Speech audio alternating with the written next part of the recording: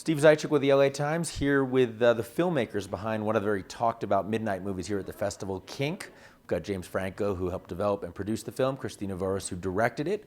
And really this movie looks at a site, I think, that a lot of people, well, maybe they've looked at it and don't acknowledge they've looked at it, but some people may not know about it at all. And it's a bondage site run out of San Francisco, one of the biggest, if not the biggest producer of this kind of video for the web.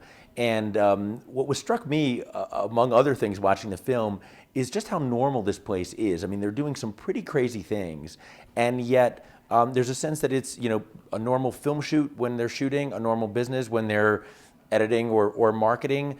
James, wondering if you could talk a little bit about what your impressions were when you first came in to see Kink, and if you had a similar reaction. It's just a great space. It's, you know, 5 or 6 levels of really top-notch sets.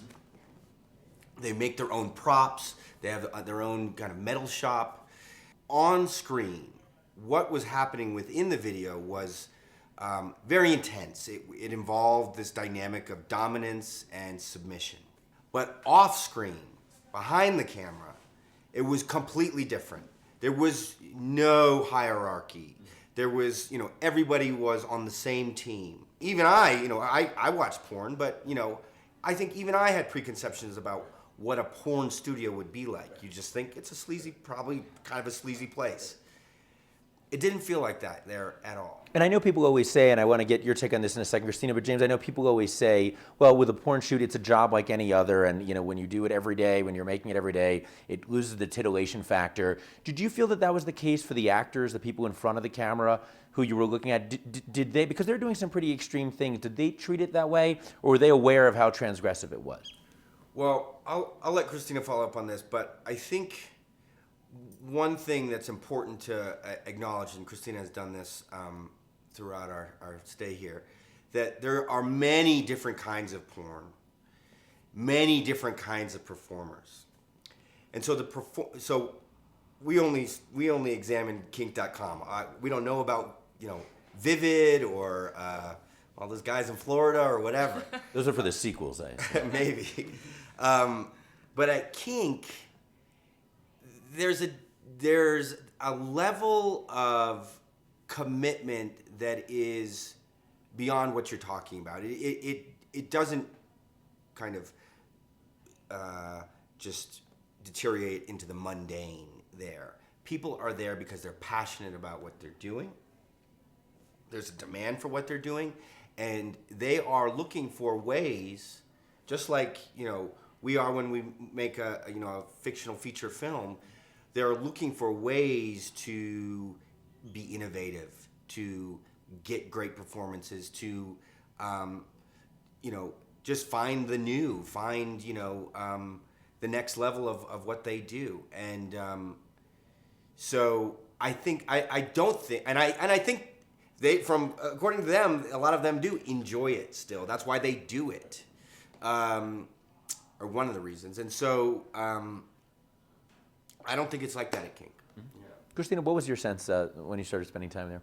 Well, I think there's the directors that we followed sort of span a large scope of interests and approaches, but I think the one thing that absolutely connects them all is they're all striving for a certain kind of authenticity. Mm-hmm. Part of that is specifically because of the kind of pornography they make, and they have and are proud of what the owner, Peter Ackworth, refers to as a very discriminating membership, that if these directors put something up on their site that doesn't ring true, where something is feeling fake or forced or contrived, they'll get comments from the people who subscribe to these sites saying, I didn't buy that, that didn't look real.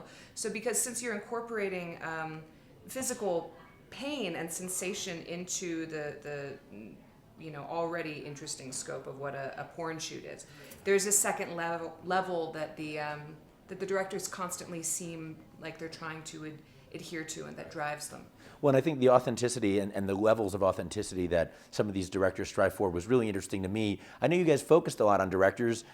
As directors yourselves, what did you make of how much some of them view themselves as auteurs, that it's not just the way a lot of us feel like, well, porn is porn and anyone could be, you know, pushing a button behind the camera, but there is a level of, you know, dare I say, artistry to what they're doing. As filmmakers, did either of you kind of respond to that or kind of say, wait a second, these are people who are directing movies, they're treating it the way someone would treat, potential, like you say, James, a fictional film or even an Oscar film?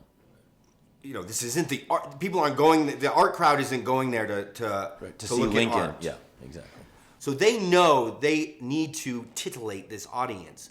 But that being said, they can then turn it into something that I think is artistic. I mean, they have, there's a lot of these videos that they do that are not far from, things that certain performance artists have done.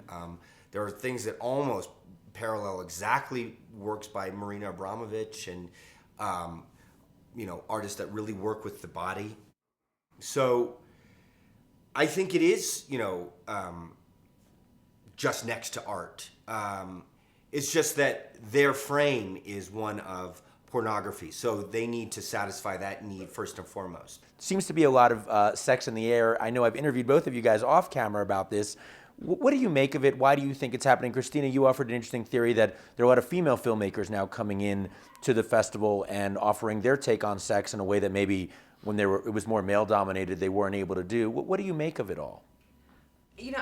Obviously everyone's been talking about this a lot this week. I sort of get the sensation that we're all noticing it right now, but it's kind of been like the tide coming in for a while, and suddenly you look down, the water's right there. I think these are all changes that have been happening gradually as people start exploring new platforms and new ways of using sex to tell stories. And suddenly Sundance programs a lot of them, and it is suddenly the year of sex at Sundance. So, I think it's exciting. I think it's interesting as these films are starting to screen this week, hearing people's responses to them, and not only the ones that are, the most sort of scandalous in their content, but even some films that are considered the more mainstream narratives that are using sex as a way to tell stories in a way that maybe that we didn't 5 years ago. Right. And James, you said something interesting too, kind of in that vein. You said there was a time when it was here to shock. Now we're finally discovering it as a storytelling device. And there have been stories in sex-themed films before, but now that sex is as mainstream as it is, whether it's the internet, as your film documents, or cable, independent filmmakers and storytellers can use it in ways that they hadn't used it before. As I guess it's accepted more and more, I think the way that it's used can become more sophisticated. And it won't just be this, minimal kind of thing in the film that's, just a punctuation of something or like that. It's actually a scene. And I think I talked to another filmmaker who made a really great point, similar to what you're making, which is that we're kind of at the cusp of what is going to be a whole, the way, violence was used in Westerns in ways that are much different than it's used now. We're going to look back at this period as a moment when it was really starting to develop. Of course, part of the reason we're all talking about it, maybe, journalists, I guess, like talking about sex. So you've discovered something about us as much as we've discovered something about you guys. Well, here's the thing. Everybody likes to talk about it, and then, when you put it on film, it's somehow different. You know what I mean? And you can even put it in a book. I mean, we premiered Kink last night.